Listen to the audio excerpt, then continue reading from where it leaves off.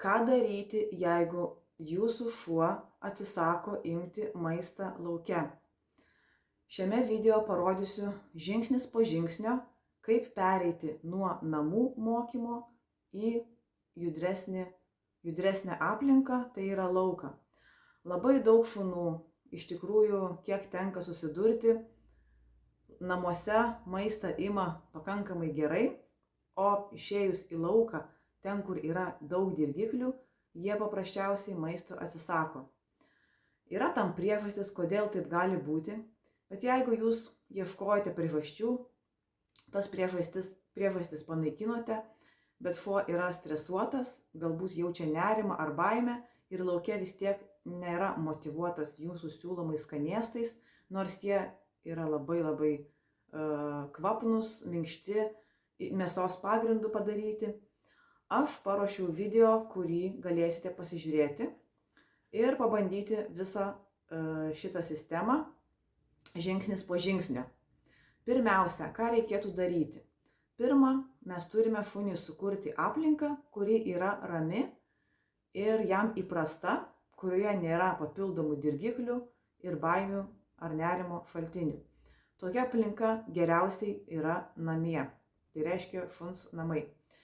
Darome užduotis kambaryje, ramioje vietoje, tylioje ir siūlome tiesiog šuniui pasiimti skanėstą arba jo sausą maistą arba tiesiog bet ką kitą, ką jūs jam duodate iš jūsų rankų.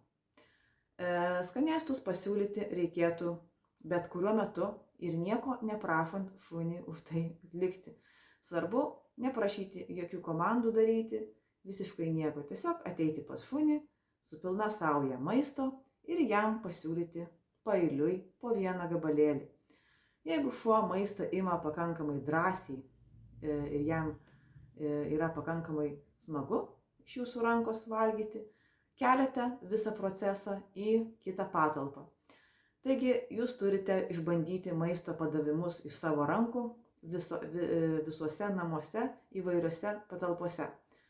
Kambariuose, virtuvėje, kol galiausiai priartėjate prie lauko durų. Koridoriuje padarote lygiai tą patį. Ir jeigu šuo gerai ir užtikrintai ima maistą iš jūsų, jūs apsirenkite striukę, batus, taip kaip einate į lauką.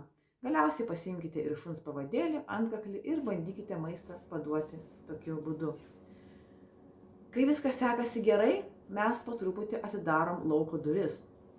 Neskubėkite išeiti į lauką iš karto, o tiesiog dirbkite prie atvirų durų.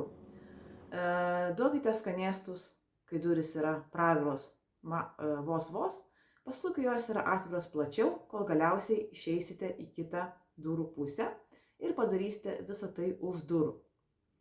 Dar svarbu neskubėti ir jeigu šuo stresuoja arba maisto neima, kai jūs esate pravėrę duris, tiesiog imituokite durų atidarimą, bet jų neatidarykite.